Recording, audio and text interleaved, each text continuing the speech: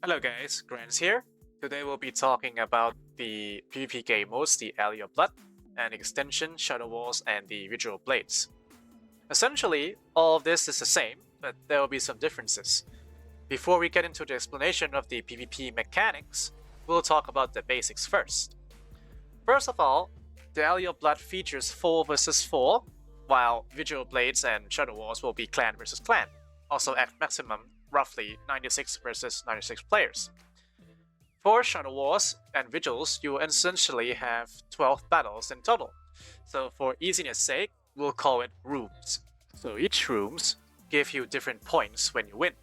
For example, the Exalted rooms will give you 8 points each, and each Eminent rooms will give you 4 points each, and so forth.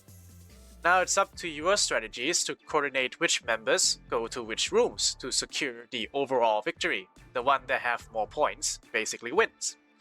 The easiest strategies would be winning 3 Exalted rooms for 24 points, because all other rooms combined, so for example, Eminent rooms, Fame, Proud, can be combined only up to 23 points.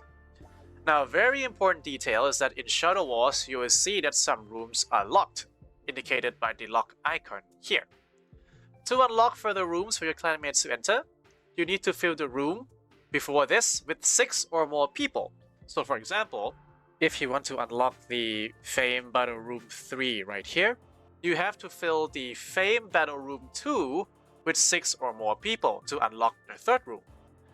Now in Vigil Blades it's very different, since every rooms in Vigil will automatically be open, so you can coordinate more freely about who goes to where. Now since we already covered the in-depth information of the basics, I'll put the data charts on the screen here, so it'll be easier for you to compare. Now for the Shadow Clans ranks, I'm talking about the top 10 Shadow Clans. I think many people wonder how the ranking actually works. Unfortunately, there are no solid theory as of yet, but from my experience, the Shadow Clan ranks take the Shadow points of the overall clans on Tuesday. Very important, on Tuesday, they'll cut off the most points to use for calculation, along with the results of the winning of the Shadow War. Then they use both of that to calculate who's the top 10 Shadow Clans. Now it's very important because it determines who actually get to challenge the Immortal for the Vigil Blades in first 3 weeks. So the buff is actually very important for either Shadow to overthrow the Immortal much more faster, or the Immortal can actually stay longer. Now that we get the basics out of the way, let's talk about the PvP mechanics a little bit. In Vigils, Shadow Wars, and Alley has the same mechanics of specialist skills. The skills are separated by categories, so Skirmish, Siege, Focus, and Support. Be sure to select at least one of these skills because they are very powerful. For example, the skill Guardian's Call can summon a Guardian to attack enemy tower and tank towers for you. It is very important to know that objective of this type of modes is to destroy the enemy's towers. And when you destroy the towers, you can get through the base heart. However, if the match isn't completed when the time is over, the overall kills and the tower damages will be calculated into account. Now I won't go into the specifics about the victory conditions here, the video is already long enough, but if you have any questions, please feel free to comment down below. Alright, now that we have those out of the way, we'll go into one game as an example for you. I'm going to provide also a commentary, so you can know that decision I make and why I choose the skills, why I do something in the match. This will be the Alley of Blood, by the way. So I'm chosen the Stone Hex. It's one of the most overpowered, I would say, skills, specialist skills that you can choose. The hard part is that you have to aim at the direct location where you think the enemy will be. So it's better to use the Stone Hex after you use CC. And Stone Hex will turn your enemy into stone for about 5 to 6 seconds. So it's like an instant death, because if your teammate can just gang up on the guy, and he would just die. You'll see that I actually land some of it in this match, and I also miss some of that too in this match. So you can use that as an experience for you, and you can gauge around how it actually hits, how much time it takes to travel. It will show you 0 effects, so keep that in mind, but you should use it after you use your CC on it. Now we start. So as you can see here, we'll attempt to rush to the middle. My opponent here actually is not using full build PvP, well, good luck for me, I guess. Using minion builds, but since Alley of Blood has no resonance, it's kind of fair, I would say. Now, keep in mind, the idols are very, very important. You should, if possible, kill the idols first, so that they can drop the marks for you to grab. So you see here, the red idol dies, I grab the marks. So after I grab the marks, you can see that I actually got increased size percentage and also increased damage percentage. Very important, because the size also increase your movement speed. The bigger your size are, basically you move faster. And also you have more health and more life. Now, if you know what you're doing in this mode, or you're actually a good player in PvP that you can carry, or you know mechanics, you should focus on grabbing these marks as much as possible. But be very careful, because if you die, you will lose half of your marks. Now, I'll show you about the respawning later on this match. But I just keep going here. See the idols? If possible, I'll try to focus the idols first, but since my friends are going in, I have to help them a little bit. Now I'm just gonna focus on the idol. Get the idol down, and you see there will be the marks dropping. Grab all the marks. Clear this guy a little bit here. Knock up. There we go. Clear this guy. Knock up. There we go. So keep in mind that even though in Alley of Blood, it's still a team game. So even if you're the carry and you grab a lot of marks, you should always try to share the marks with your teammates. Although, try to choose to let the person who actually knows the gameplay or is quite well on PvP to grab the marks, because if it's your friend who doesn't really do well in PvP grabs it and he dies, that will not end well for you. Now you see that my blue idol dies, it should drop the marks for the enemy. See that? The enemy got 11 marks now. I'm just gonna kill him here. There you go. His marker drops and I'll grab it. So be careful. The marks in this mode is very, very important. It's one of the things that actually can help lower resonance player to actually fight the higher resonance player. Okay.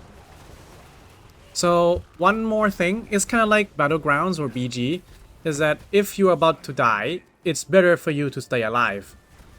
Especially if you have so many marks, because if you die here, the respawn times are very varies depending on the stage of the game.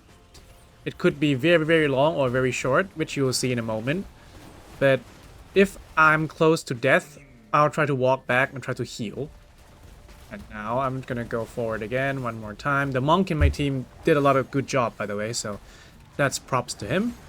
I'll try to CC the back line here, kill the red idol, get the marks, there we go. Now I go back and grab the orbs. So one little thing that I forgot to mention is that the healing. So the bandage you can use my Q button. You see that when I use it, there will be roughly 1 minute cooldown, something like that. It would be better if you grab the orbs first before you use the bandage. So keep in mind that the health orbs, when you grab it, it will start the respawning time immediately. And also it has a specific location that it will spawn. Basically the left and right of the arena, of the central arena. The back side of your tower, so behind your tower and behind the enemy tower. The reason why I recommend you to grab the health orbs first is because your enemy also can grab it. So it would be better for you to actually get the resources and leave none for the enemy. There we go. So I grab my orbs here. I leave one behind, so in case I have to come back and get it. The tower, when get destroyed, you will see that they drop marks too. So look out for that and grab it. Now you'll see on the left side of my screen, you'll see the little icons of the Alley of Blood. It actually tells you the remaining time, the overall kills of each team, and how many towers have been destroyed. So look out for that when you needed information to see if you have to push up, if you can actually play more defensive, you have to play more offensive. You take a look at that. Scoreboards are there as well.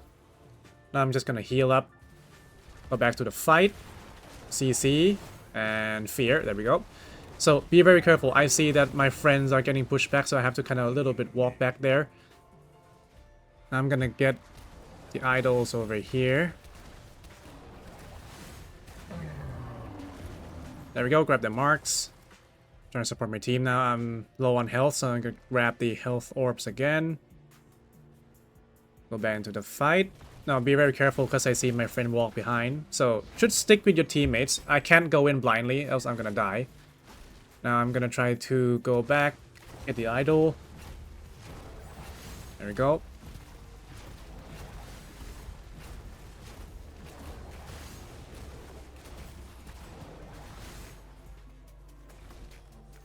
So I see my friends went in. I have to try to help, so fear the front lines here. Stun, knock up. There we go. Now I walk forward a little bit, try to hit the idol, try to CC the back lines here, so he didn't kill my idol. There we go, very nice. Now I gotta be careful because the enemy just spawned, so I'm gonna run back here. Try to help my team in the front, CC. And here I might step a little bit too close, overstaying my welcome, so I have to walk back a little bit here and get some heal. Alright. Walk back to the fight, hit the idol. CC from my friend here.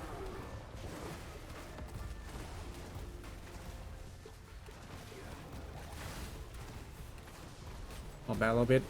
Try to fear, there we go. Get some CC downs, get a kill, very nice. Get some kills, very nice. Grab the marks and continue here. As you can see here, the most damage done to the tower will be done by the idols. So, if possible, you should try to keep the idols alive so it actually kills the tower faster. You could actually hit the tower yourself, but... And now I'm just overextending. I'm gonna get the borrowed time once. Try to get out. Now, I will have to try to kill this Crusader here, but I messed up here, so I'm just gonna pay for it. There we go. And as you can see here, I will respawn in 40 seconds, which is very, very bad. I also lost half of my marks, which is 56 marks. That is one of the things that you should not do. One of the examples of not to do in Alley of Bloods, Vigil Blades, or any similar game modes here. As you can see, the enemy picked up all the marks. Causing some trouble for my friend here, but he's pretty good, so he got the kill there and grabbed the marks instead. Very, very nice. Regarding the respawn timer, there is no solid data or information that the respawn time is affected by what. From my experience, it's affected by the phase of the game. So it's because that we push their towers, so we got 2 of their towers. That's why my respawn timer is so long. Also, it's because it's my first death too, that's why it's so long. Now, I kill this guy here, walk up, try to get my marks back. You'll see that I will also die once again, and you'll see the respawn timer kind of different, but this guy has a lot of marks here, 69 marks. I'm just gonna CC him, hit him down, there we go. Grab the rest of the marks here, so I can be more useful on my team. Hit the idols right here. One of the important things is that don't chase too far, so you should always stick with your team. Also stick with your idols so you can protect them. I'm just gonna wait in the brush. The brush here also will make you invisible, by the way. It's like a mobile game, so I'm gonna fear this guy here. Kill, very nice. I try not to step in the circle because the base will actually hit me and it very, very hurts, so should try to keep your distance. Unless you are BK with, you know, Sanguinate and Bat Form. I can heal one more time. I got hit by a special skill here, but it's okay. I'll try to CC and keep my idol alive, but I should still kind of wait for my friends here. There we go. Alright, try to go in, try to finish the game. The other side idols kind of took my idol's health down quite low, so yeah, my idol's gonna die here, but it's okay. Now I'm trying to CC the person here, but I didn't look at my health well enough, so this is gonna be my mistake. I tried to grab the marks as I'm greedy, and I got my borrowed time down. Now I have to kill something. Even the minions will help me, but I can't kill the minions in time. And I'm gonna suffer here, there we go.